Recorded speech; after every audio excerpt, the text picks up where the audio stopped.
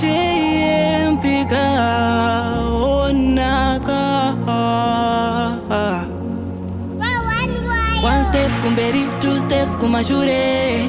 Vanodaini kandinyure, manjaja vondi kanda mambure. So me tell them say me 10 step ahead of them. Life yacho iri sweet pura gem. Dichi vaima kutopenya pura gem. Dichi pisa, dichapra kungesani gem. 10 step ahead of them. Life yacho iri sweet pura gem. Dichi vaima kutopenya pura gem. Dichi pisa, dichapra kungesani gem. Vaida kundibaya nemuseve, vaida nditemure ndisaseve, vaida ndingorima ndisakowe, ndisararame ukandikowe, yakawira tsvimbo kune dowe, vavengi vochema you with my way, Mwari vanopedza bora my way, bora my way. So me tell them say me 10 step ahead of them.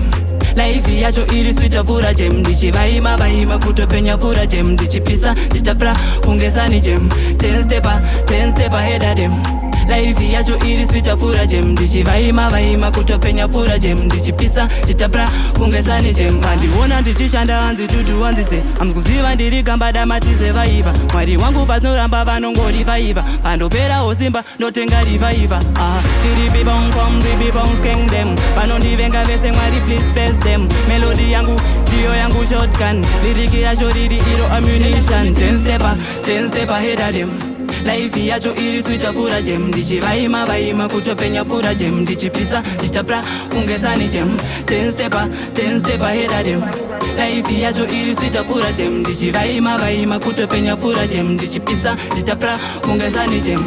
Vaida kundibaya nemuseve, vaida nditemure ndisaseve, vaida ndingorima ndisakowe, ndisararame ukandikowe, yakawira tsvimbo kune dowe, vavengi vochema you with my way, Mwari vanopedza bora my way, bora my way.